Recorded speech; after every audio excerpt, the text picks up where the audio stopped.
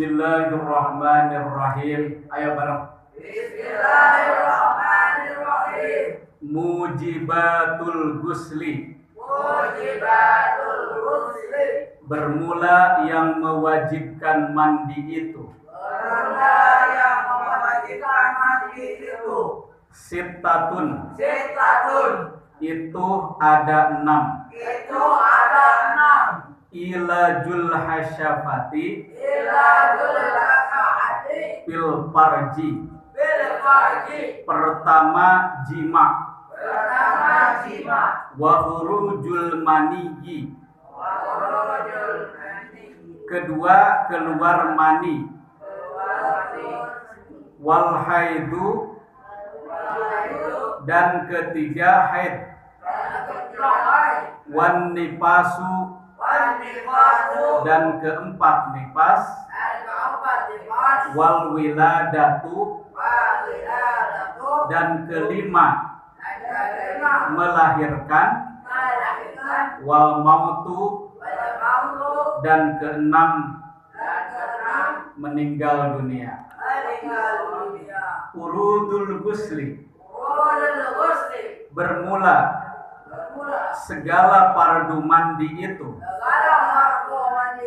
Isnani. Ada 2. An-niyatu. Pertama niat. Wa ta'mimul badani.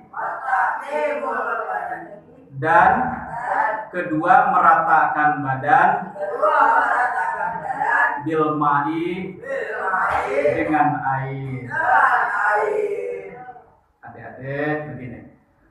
Kita belajar pada malam hari ini tentang al-gusli. Tadi kan furudul gusli. Kemarin kita belajar furudul wudu'i, fardu wudu. Bedanya kalau wudu itu menghilangkan hadas kecil. Kalau mandi besar menghilangkan hadas besar. Tidak banyak, hanya 2 saja dalam mandi besar. Tidak ada bedanya dengan mandi biasa, melainkan yang membedakannya itu ada niat. Kalau mandi biasa kita pakai sabun, pakai biore atau sebagainya ya. Kalau mandi besar cukup niat dan meratakan badan dengan air. Tidak disyaratkan pakai sabun, tidak. Yang penting dari ujung rambut sampai ujung kaki itu kena air. Yang kedua, airnya harus bersih. Tidak boleh mentang-mentang di rumah ada Pocari Sweat misalkan, diguyurnya pakai minuman seperti itu. Tidak bisa, karena itu ada rasanya ya. Tidak bisa. Nih, sekarang apa saja yang mewajibkannya mandi besar? Ini tadi yang pertama ilajul hasyafati fil farji, tapi diartikannya singkat, jima. Apa itu jima? Jima itu bagi yang sudah nikah. Karena kalau yang belum nikah namanya zina, gitu ya. Paham ya sampai situ? Paham. Nih, berubah nama kalau zina itu haram, benar tidak? Al aslu bil ibdoi haramun. Asal hukumnya adalah haram. Kenapa jadi halal? Karena ada akad nikah dan namanya juga berubah. Nah, itu ya, itu mewajibkan mandi besar. Yang kedua, keluar mani. Kalau ini laki-laki harus paham ya, ada 3 macam yang keluar dari tempat buang air kecil ya. Yang pertama apa? Air kecil ya Bang ya. Selain air kecil ada 3. Yang pertama ada mani, yang kedua ada madi, yang ketiga ada wadi namanya. Yang mewajibkan mandi besar adalah mani. Nah, ada yang nanti akan paham sendiri ya. Kalau wadi dan madi itu tidak mewajibkan mandi besar. Itu keluarnya ketika kita capek. Misalkan kita ngangkut barang, misalkan gitu ya. Tiba-tiba kita mau ke kamar mandi, melihat ada sesuatu yang keluar dari tempat buang air kecil gitu ya. Tapi sedikit, semacam putih-putihnya telur gitu, sedikit. Nah itu namanya wadi. Itu tidak mewajibkan mandi besar, tidak. Ada lagi selain mani itu sama juga jenisnya kayak gitu, tapi bukan ketika capek, tapi ketika sesuatu yang disebut syahwat gitu aja deh, intinya ya. Nah itu akan biasanya itu ada hukumnya ya. Ada namanya mandi, tapi itu tidak mewajibkan mandi besar. Yang mewajibkan mandi besar adalah mani. Bahasa kedokterannya sperma gitu ya. Nah itu keluarnya bisa sedang tidur, mimpi misalkan, mimpinya apa saja, tapi